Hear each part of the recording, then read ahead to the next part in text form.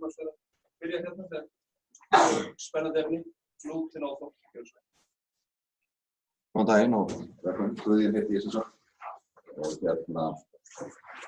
Og Kristjánsson og vinna á Lyfjadeildinni. Ég ætla aðeins að tala glútenóþol eða non-celiac gluten eða non-hveitióþol. Þetta er ekki fyrirstur í klassíska celiac eða hveitióþol, þó ég komi kannski aðeins inn á það, bara hlutarins vegna. 20. janúar 2017 þá fæ ég mig smá fyrirlestur svona svipaða fyrirlestur. Það var mun styttri á læknadögum og þess vegna stendur 20. janúar 2017. Þannig að sumir sem voru að þeim fyrirlestur geta þekkt eitthvað í innihaldinu. Ég ætla samt að byrja mér hlut sem ekki var með þá. Þegar þetta hérna er til póster hérna frammi. Þeir sem voru vísindadögum kannski tóku eftir því að það er póster hérna sem sagt. Þetta er frá BMJ og það er nú starfsmaður hér í húsinu sem hérna er meðhöfundur hérna, hún Laufey Hrólfsdóttir. Glúten er mjög heitt efni og kemur víða við í mörgum sjúkdómum. Og hérna er verið að tala hvort það skiptir máli að borða glúten á meðgöngu fyrir því að fá type 1 diabetes. Og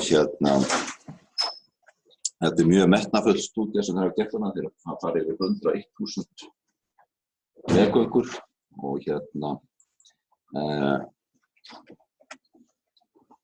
en ég bendi hérna á að þeir skrifa að það er sem sagt tengsl á milli mikið glúten, að borða mikið glúten á meðgöngu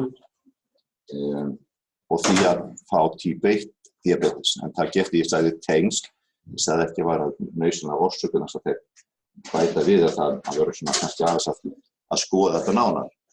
En þetta er bara ein af mörgum rannsóknum sem hafa verið undanfarin árum sem er partur af því sem kannski er ástæður fyrir því að ég ræða þetta efni. Aðeins fara getur sögu, hvað þetta er, skilgreiningar, greiningar, einkenni og meinafræðin í non-celiac, non-wheat allergy, glúten vandamál. Og ég ætla svona aðeins að innbra á stúdíu Róbjörns sem ég fannst mjög athyglisverð vegna þess að hún opnar ákveðnar dyr í þessu vandamál. Og svo kannski enda mig þegar komum með einhver ráð. Glútenfrítt æði, þetta stundu talaði og þetta er stofnun í Bandaríkjunum sem vinnur fyrir markaðinn og National Purchase Diary og þeir sem sagt skrá gera kannanir á eins og hvað fólki vill kaupa, hvað fólk gerir svona. Og þetta er þróun af því hvernig fólk í Bandaríkjunum hvað það gera við glúten. Og þetta er spurningar I'm trying to cut back, avoid gluten in my diet og það er komið upp undir 30% í lok 2012. sem sýnir hvað þetta er mikið og vinsælt efni. Vinur minn hérna, Gunnar Þorm, hann sá það ég hann sendi mér núna. Þetta hérna er brandara sem ganga á netinu. Fyrir 5 árum þá vissum við ekki hvað glúten var. Þetta er hérna hope this is gluten free.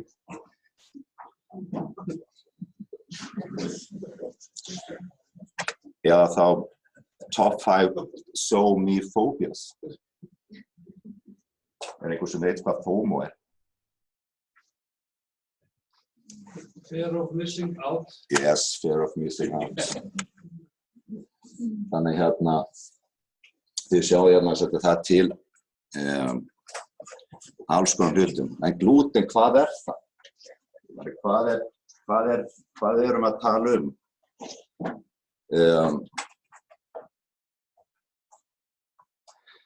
Orðtegundirnar, þeir kunnu þetta alls vörlega ekki, þekki þetta allt frá hvað þið voru í barnaskóla, hveiti, rúgur, hrísgrjón, hveitið, hafrar. Það taki eftir útlit á þeim, þess að það segir skyldleika plötunnar. Og þegar kemur að glúten, óþol að glúten ánægni, þá virðist þetta vera, þess að glúten ánægni, þá virðist þetta vera bófarnir, hveiti, rúgur og hveiti. Aftur á móti hafrar vilja sumir geta þolað og það stafar bara því að þeir eru það lítið skyldir. Og líka þolar yfirleitt mais eða hrísgrjón. En það sem maður með ofnæmi fyrir, eða það sem vekur það eru yfirleitt eggjahvítuefni sem eru í fræhvítunni og það eru tvær gerðir af eggjahvítuefnum, prólamín og glútilíns, sem binda saman, þeir binda saman. Og þið gætu ekki bakað brauð nema að hafa þetta. Þannig að þetta skapar það að deigið heldur saman. Þannig að þið bætið allt vatni við þessu, þá myndar þetta sem límu svona, býr til svona þetta fallega deig sem þið hnoða þegar það búið til brauð. En þannig að þeir sem eru að fara glútenfrí fæðu og eru að fara að nota eitthvað annað stundum vandra með það að láta brauðið vera nú halda nú vel saman. Og það gömul kúnst að bæta smá hveitinu til þess að líma saman. Er það ekki rétt? Já, það er eitthvað rétt. Út af þessu, glúten óþol og glúten ónæmi. En þetta eru mismunandi tegundin af því sem eru þetta eru það sem ónæmis ertandi. Það heitir það glíadín í rauninu, hortin, sérkalífsafinin og sinn. Þannig að við tölum að það sé glúten, þá þetta aðeins misjafnt. Og það mismikið af þessu í hverju korttegund. Þannig að þið sjáu það að það eru 69% í hveiti. Sem þýðir það að hveiti hefur langt mest. Hafrar til dæmis bara 16 og hrísgrjón sem yfirleitt þólist bara mjög vel, bara 5. En svo við tölum öll sama tungumálum. Að glúten tengd vandamál. Annars vera það ofnæmið, bara klassísk typ 1 ofnæmið, þetta klassíska með IgE-ræsinguna. Og svo það sjálfsofnæmis, þar sem ofnæmiskerfið bæst og þar eiginlega þessi klassíski glúten ofnæmið eða celiac-sjúkdómur. Og svo óþol þar sem ónæmiskerfið alls ekki ræst. Og svo talar sensitivity eða næmi þegar ónæmiskerfið ekki ræst en ónæmiskerfið hefur hitt prótínið. Þetta gömul mynd af því hvernig við viljum skipta upp ánæmið eða óþol og þar erum við með ónæmisræsinguna hér og það hefur við sagt celiac-sjúkdómi hér og svo aftur á móti food intolerance þar sem við erum með þessu klassísku óþolin og svo hafa sumir viljað bæta við sálræna mekanismuna þetta sem þegar fólk bara vill ekki borða hitt og þetta út af ýmsum ástæðum. Aðeins bara stutt nefna celiac-sjúkdóm sem kannski ástæðan fyrir því við lendum í þessu að fá þetta mikla og vinsæla glútenóþol. Celiac-sjúkdóm þessu sálsofnæmið og byggir á meinafræðilegum breytingum í sýni frá smágirni. Það verður niðurbrot á slímhúðina og við erum yfirleitt með mótefni, við erum mjög oft en ekki alltaf með teiknum lélega upptöku næringarefna og við erum oft með einkenni þó ekki alltaf. Og þetta eiginlega með einkenni það að við erum með gliadín sem kemst inn, tengist vefjatranslúktumanasa sem skapar tengsl á milli og cross-linking og deamination og þá fáum við það sem presenterast fyrir makrofagara og ræsi svo ofnæmiskerfið í móttökumyndun og svo að lokum skemmd á slímhúðinni. En ég sagði það að það var ég ætla ekki að tala um þetta í dag, en þetta ástæða fyrir því að svo margir þess að celiaksjúkdómur var lítt þekktur, hann uppgötvast í Hollandi 1953 og það er mjög athyglisvert að lesa doktorsritgerð Stickja. Hann var að skoða krakka sem voru liðin mjög vel á stríðsárunum og svo eftir stríðsárunum urðu veik og þegar hann fór að athuga hvað hefði breyst, þá var það að á stríðsárunum þá fenguðu ekki hveiti vegna þess að hermennirnir fengu hveitið. Þannig þau fengu sem sagt bara mest rófur og rófmeti og annað og fengu ekki hveiti. Og þannig tengdi hann saman sjúkdóminn sem sagt við hveiti. Svo lengi vel var þetta bara vandamál í Svíþjóð, Finnlandi og Ítalíu. Þar sögðu menn að þetta væri svona algengast og þegar ég var að byrja að skoða og stúdera þennan sjúkdóma þá og ég skrifaði grein þá var mér hafnað vegna þess að þetta var sagt Bandaríkjunum þessu bara this is not a problem in our country. Svo kemur Fasano 2004 og ég var staddur í Bandaríkjunum þegar hann birtir sína grein tíðni og algengi celiaksjúkdóm í Bandaríkjum og það var ótrúleg upplifun. Það var bara eins og það væri á einhver allt öðru en vísindaráðstefnu, þess að þarna stóðu menn bara upp í hægri og vinstri miðju sal og segja já, ég búinn að sjá þetta og þú veist, allir klöppuðu og þetta var bara svona einhvern geðshræring stemning og hann sýnir sér fram á það að 1% Bandaríkjamanna voru sennilega með sjúkdóminn og það voru þá milljónir vangreindir. Þetta fór beint út í fjölmiðla. Bara, þið getur rétt ímyndað, það eru milljón af ykkur sem eru með sjúkdóm sem þið viti ekki um.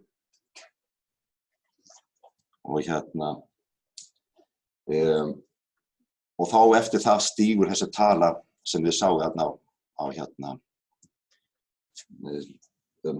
hvað fólk gerir þegar að það útilokað sem glúten.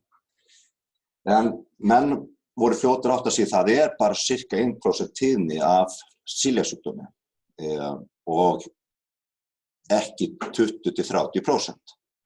Þannig að menn fóru að velta fyrir sig, þá til eitthvað sem heitir non-celiac gluten sensitivity og fyrsti konsensus fundur það 2010. Og það sem menn hafa tekið eftir í þessu samhengi líka það að hveitineysla Vestmannaeyja hefur fjórfaldast á 100 árum. Við fáum hveiti sem sömu arabískt hveiti kemur upp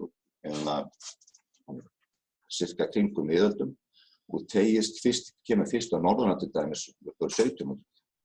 Þannig að hveiti sem í dag sem hefur breyst og hefur meiri glúteneiningar, það ekki svo gamalt eins og við héldum. Þetta framleiðsla á hveiti síðustu ára hefur bara beitt upp á við. En þetta ekki alveg nýtt. Ef við lítum á og leitum í greinum og þá finnum við grein frá 1980 þar sem við vorum með 20 sjúklinga sem voru ekki með celiaksjúkdóm en höfðu skánað af því að losna við glúten og höfðu með bein tengsl á milli og þetta var niðurstaða greina að þetta var sjúklingar með gluten sensitive diarrhea en ekki celiaksjúkdóm. Og hvað þetta þá? Og það leiðir oft til þess að maður tala við sjúklinga því miður þá mjög margir sem spurja sjúklingana þessari góðu setningu hvað ertu ekki búin að prófa að vera á glútenfríu fæði og ég ætla að biðja ykkur að gera það ekki. Það bara til þess að auka á vandann fyrir mig og fyrir mína. að hvetja fólk til þess að fara á glútenfrítt fæði nema þið hafi alveg sérstakan grunn og hafi farið yfir og gert hlutina á réttan hátt. Það ýmsir heilsusérfræðingar með ansi hérna þessu bæ sem hafa lýst yfir að 50% Íslendingar eiga að forðast glúten. Það var með þess að í blaði í þessu bæ hérna sem skrifaði það. Og það eru fullt af fólki hérna út í heimi sem lýsa yfir því að þetta sé lykillinn að þeirra framgöngu. Þessu Novak Djokovic, hann notaði mjög skemmtilega aðferð. Hann fór til einstakling sem greindi þetta með því að hann hélt á brauði og svo tékka hann á spennuna í hendinu á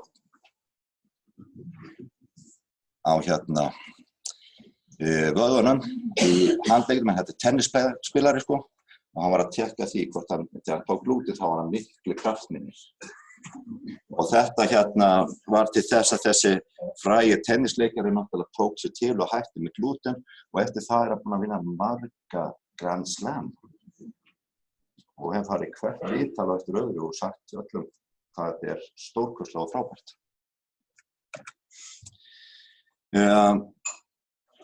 Óþol.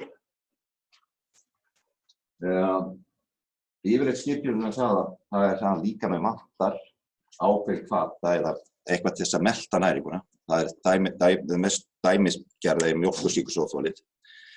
En það getur líka verið það að við borðum of mikið af því og þar af leiðandi höfum ekki hvata til þess að brjóta það niður. Eða þá að hvatinn getur bara ekki gert það klárar ekki að melta. Og yfirleitt fær maður einhvers konar meltingar bara einkenni og mest vegna þá gerjunarsýkingu af völdum tarmaflórunnar. Þessar gasmyndun, þenslu, verkir, svona starra einkenni sem kramp og annað. Dæmi það teljum við í dag vera óþörfu og miklu af foodmat, fermentable, oligo and disaccharides, monosaccharides and polyols. Þið vitið öll hvað þetta eða ekki? Þetta þetta sem ég voru mjög vinsælt að setja í IBS-sjúklingana og hefur vissulega einhver áhrif. En þetta sjáum við svona dæmi pínutum hvers konar fæði þetta ræða. Og þarna sjáum þarna sem sagt brauðið, þarna mjólkin og svo þetta ávextirnir. Í polyols, þannig að sugar alcohols, þar líka laukurinn. Þannig að þetta skarast aðeins við IBS klínist. Í einkennum og maður spyr sig hvernig maður greina á milli. Hvenær þetta óþol og IBS og hvenær þetta raunverulega glútentengt viðbrögð. Skilgreining í dag á non-celiac gluten og wheat sensitivity. Og þið kannski takið eftir hringinn það hefur svona ákveðin þýðingu en þið kemur að því. En viðbrögð við glúten, þetta yfirleitt viðbrögð við glúten og öðrum kveiktróttum og við erum ekki sá neina breytingar í skefugötnum og við erum ekki heldur að hafa nein mótefni annað og við erum ekki vera með nein teikn að vera með IgG-mótefnum og við erum ekki vera með ofnæmisviðbrögð í húðprófum. Þannig að meltingarfæraeinkenni eru fyrst og fremst IBS það er líka extraintestinal einkenni sem kannski skilur aðeins frá IBS. Og svo skánar fólki við það að vera betur á glútenfríu fæði. En við krefjumst í dag til þess að þessi virkilega rétt, þá krefjumst með tvíblinda áreitis og double-blind challenge svo kallar. Þetta það var fyrsti konferensin sem setti konsensus var núna 2014, fyrst var 2010 og kom 2014, Salern og þessi skilgreining byggir á því. Það var svo nýgrein 2017 sem bara eiginlega staðfesti þetta.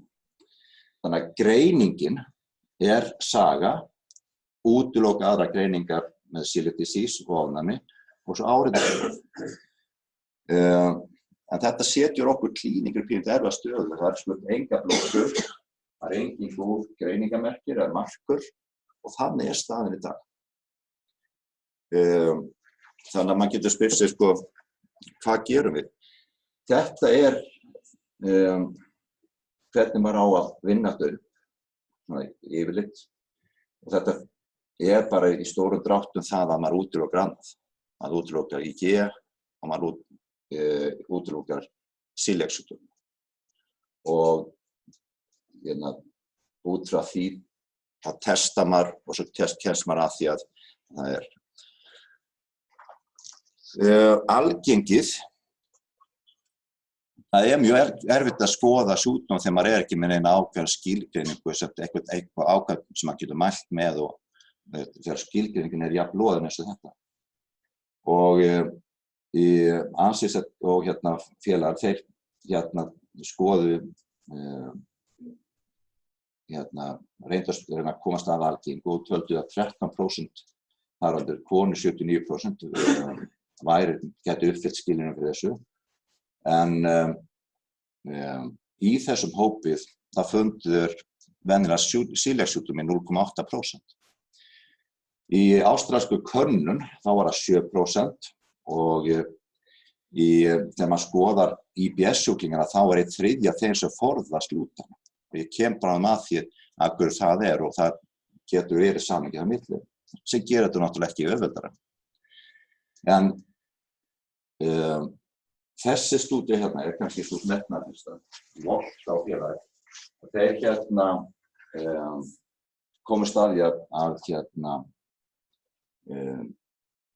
af þeir sem kölluðu sig glúten, það með glútenóþol, að þá voru 20% ákvæði í tíkundi áreitisblöðum. Og komust að því að prósentan var þá cirka rétt rúmlega 1%.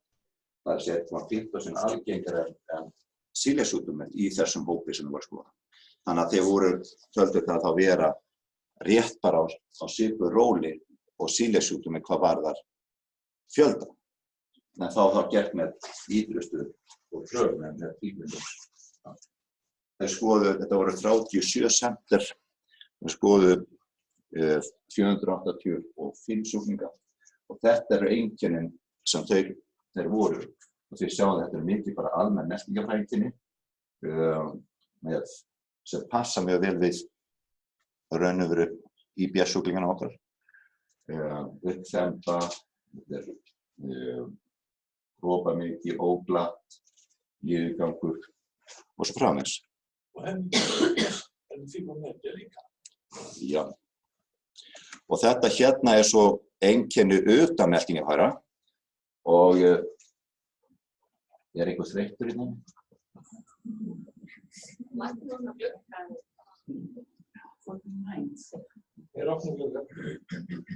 Þannig að þið sjáum það að það sko alls konar einkenni og mjög svona dreift. Lack of well-being.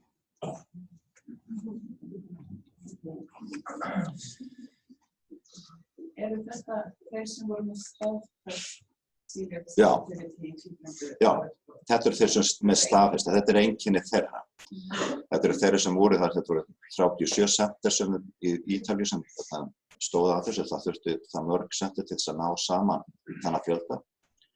Og þannig að þetta var mjög metnaðarfullt, en og þetta mótefna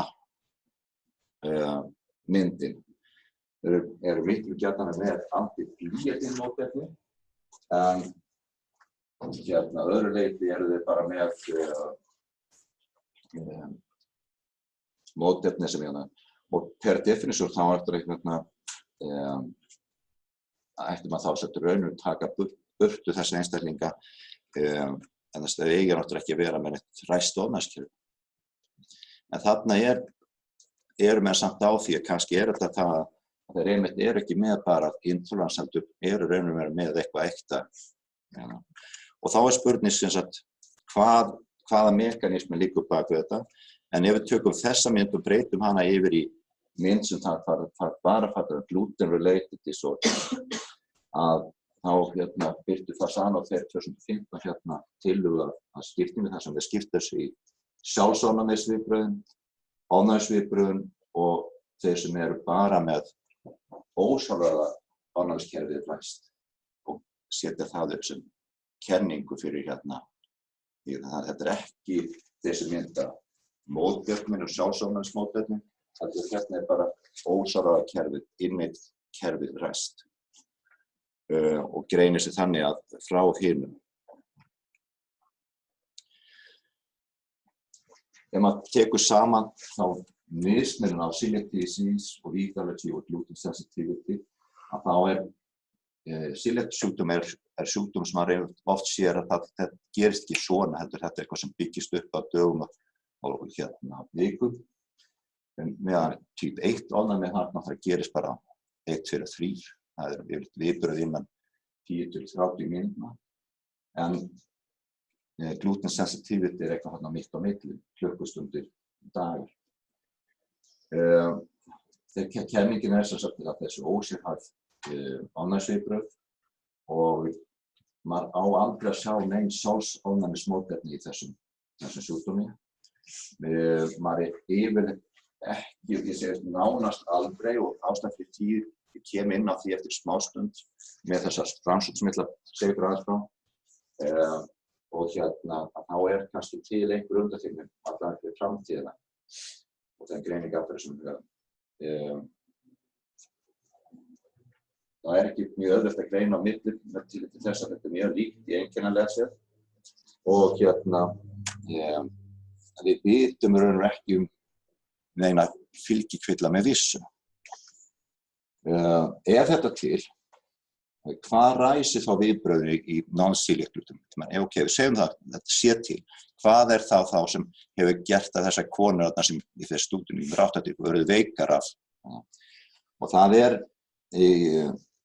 það sem menn skoðuðu og hafa mestur að athuga núna eitthvað sem heitir amylase trypsin inhibitors, VGR agglutinin, sem efni sem í kornur til þess að reyna að verjast bakteríu og sýkingar eða sagt parasita og svo lipopolysaccharides og svo sett ég með foodmappi líka sem hefur talað þess að það tengist mikið í foodmappi mikið af þessu.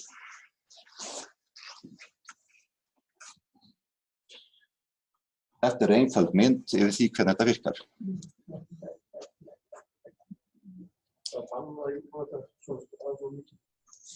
En þetta þarna fæðan lengst til vinstri og þarna sjáum við hérna minnstu kenningar settar saman í eina mynd, hvernig kolvetnin efst, hvernig þau geta leiðið til þenslu og gasmyndunar, hvernig lípidin geta valdið sama og hvernig prótínin koma svo inn með mismunandi hætti. En ég ætla ekki að eyða miklu tíma í þetta. ATIs, eða amylase trypsin inhibitors, eru þættir í prótínum í hveitunum sem virkja þetta ósjálfráða kerfi í gegnum þennan reseptor TLR4, 12 reseptor 4 og þetta sem sagt sértæk innate rising, ekki adaptív, ekki þessi ofnæmismyndaði og þeir eru nefnilega ónæmir fyrir próteasa, þeir brotna ekki skjarna niður í þessi ATs við meltingu færunar. Þeir hafa hlutverk í hveituþróun og þroska og þekkt allergeni type 1 sem í Bakers-astma og eru mest virkir í kornum sem innihalda glúten og þegar menn hafa verið að þróa betur og betur af hveiti þá hefur þetta orðið meira og meira ás. Þeir telja það í dag að þetta sé sennilega hvetjandi fyrir fjölda af ónæmis sjúkdómum. Þetta kenningin sem uppi. Það að segja að þeir sem eru með Crohn's og sáristibólgu að þetta hveti til þess að auki bólguna. Ekki það að segja kannski endilega valdandi, en auki það. Og fjöldi sjálfsvornarmissjúkdóma, sykursýki, sáu það greinina hjá Laufásheim, tengslin þarna og menn talaði fitulifursjúkdóm NASH, non-alcoholic steatohepatít. Og svo menn að velta fyrir sig ofnæminu sem slíkur, hvað þetta getur tengst þar. En við vitum fyrir vissu að þetta er skammtahálf. Þannig að því meira sem fær að því, því meira einkenni og þú dregur úr því. Þannig að það þýðir það þarf ekki að vera alveg strikt fyrir fæði til þess að það hefur klíniska þýðingu þannig.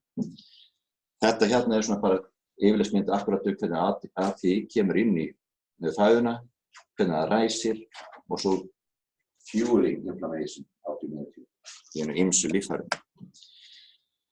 Nú ætla ég að segja ykkur frá rannsókn sem hefur skoðað pínandi hvað gerist ef við tökum þetta fólk sem með sannarlega sýnileg viðbrögð samkvæmt tíðblindu rannsókn. Og við skoðum með rafmagnssmásjár, kallað confocal laser EM, sem gera það verk, maður getur í rauntíma skoða viðbrögð fruma og annað. Þeir eru náttúrulega ennþá bara á tilraunastigi, en þetta hefur áður verið notað til að sýna fram á múkosarleka og fyrst og fremst að greina breytingar. Maður bara með mikroskópið niðri í görnurum, gert með skóp. Og getur skoðað niður í frumustærð. En lifandi frumur og maður getur skoðað hvað gerist á yfirborði slímvefjanna. Þeir tóku kontrollhóp, sjúklingar með Barres og sjúklingar með IBS og svo tekkuðu á því hvort þeir voru með einhverjum viðbrögð fyrir einhverju, questionnaire, symptom score og svo framvegis og svo gerðu þau tókuðu þar fæðuna sem þeir töldu vera með ofnæmi fyrir eða óþol fyrir og svo gerðu challenge á staðnum og skoðuðu fyrir og eftir og tekkuðu að þá hvort þeir fengu aukning á frumum, breaks, leaks, intravenous space, milli frumur hvort það ykist og hvort það myndi eitthvað gerast með frumurna beint. Þannig að þeir tekkuðu á þessu bara á staðnum í smábílum. Og þeir eru búin að fengi út af þeir sem voru jákvæðu viðbrögðum, settuðu tókuðu burtu það sem þeir fengi viðbrögða og fylgduðu með þeim 3 mánaða fresti. Og þetta eru mismunandi myndir sem sýnir skemmdir á frumum, þetta er óljósa myndir hjá mér, en til að gera rangt stutta þá þetta niðurstað að þeir hefðu fengið mjólkurafurðir hjá 9, hveiti hjá 13, ger 6 og soja 4. Og þetta breaks per 1000 epithelial cells og þetta hérna þá baseline og hérna þá eftir cells. Og þið sjáum þess að þetta þeir sem voru neikvæðir og eftir cells þess að fengu greiðinu svörun.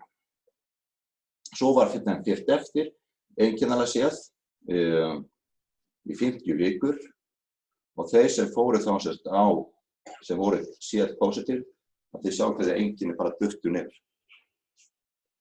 Þau voru bara betri. Þeir voru með þessu búin að finna út hvað var að valda. Það töldu allavega. Þeir fylgdust eftir með nýja rannsókn sem ekki búið að birta ennþá með 110 manns sem testuðu og þá settu þið inn placebo diet og þið sjá hvað placebo diet svara alls ekki. En aftur á móti og þeir sem voru neikvæðir þeir breyttist ekkert hjá þeim en þeir sem voru jákvæðir í testinu eru að sýna góða svör. Þetta fyrsta skipti sem við erum með hard evidence það að eitthvað að gerast af völdum þessa fæðutegunda og menn líta mikið auga til þessa ATIs en það gæti líka verið aðrir þættir.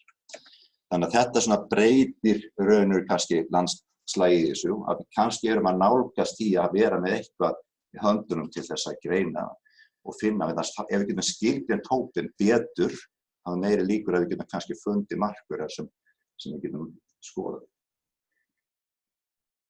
En það er ekki allir með þetta og það þarf að greina celiac disease og kveitómið frá. Maður þarf að raun og hafa þessar hvítblindunar áhrifspröfur til þess að það er erfitt klínískt.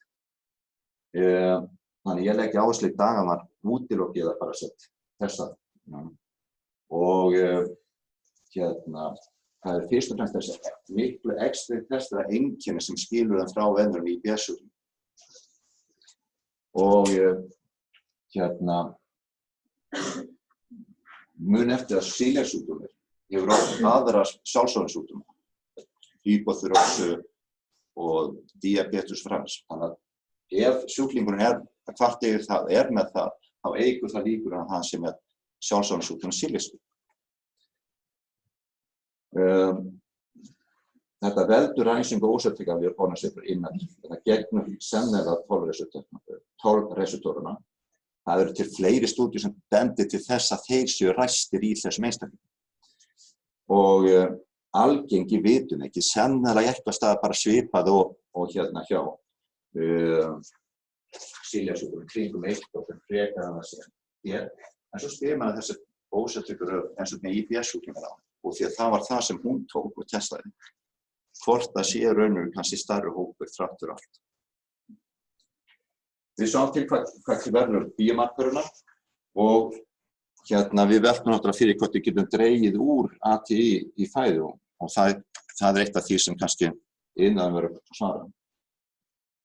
Munið að það þýðir ekkert að rífast hvort þetta sé til eða ekki. Það er gjörslaust. Það er fullt af fólki sem kemur til ykkur og segist vera með þetta og er búin að lesa Djokovic fínu greinar og við þurfum að bara vera fagmennleg og nálga sjúklingarnum með þeirra vandamála upplifanir og gera okkar vinnu og útiloka það sem þarf að útiloka. Okkar að leiðbeina þeim hvað þau geta gert og ég ger það sem ég ger oft er það að ég fer yfir og útiloka einmitt celiac disease og bráðavænmæli og með sögu og skoðun og rannsóknir sé ég það hvort ég á að reyna foodmaps eða leyfa að prófa að taka burtu og að minnka foodmaps fæðuna til þess að vera betri. Ég talaði við sjúkling í gær sem ég gerði þetta við bara fyrir 2 vikum og hann hafði bara með því að taka burtu laukinn, hann hafði orðið mun betri. En ég var líka með annan sjúkling sem ég ætlaði að setjast niður og tala við og ég tók vefjatranslúðamassa og hún var jákvæð fyrir því og hún er með celiac-sjúkdóm. Þannig að það er svo mikið að fara yfir og skoða og vita það að maður sé með rétta hluti. Muna bara það að það er hætt á því að lenda í næringarvanda. Ef maður fer að útiloka hluti og annað þá er hætt á því að maður þarf að muna eftir að brýna fyrir maður að passa upp að það er fá í sig. En ég get ekki lokið þessum fyrirlestur án þess að minnast á eitt að celiac-sjúkdómur á Íslandi er ekki nýtt fyrirbæri og það eru sumir í þessum sal hér sem hafa staðið að því að að greina celiac-sjúkdóm og setja hana á blaði á Íslandi. Og er grein frá í læknablaðinu frá 95 það sem kemur fram að það er aðdressöfn en ójöfn dreifing glúten þó sem tilfelli eftir landshlutum. Það eru flestir sjúklingar greinast og alast upp á Norðurlandi eystra. Og er þessi misdreifing glútens raunveruleg eða ekki. Og okkur grunar að sjúkdómur sé þekktar meðal lækna á þessu svæði og jafnvel einnig meðal almennings. Meira virðist skilst að gert af því fyrir norðan að útiloka. Þannig að það var náttúrulega maður sem stóð að þessu og var mikill veiðimaður og frumkvöld. Takk fyrir.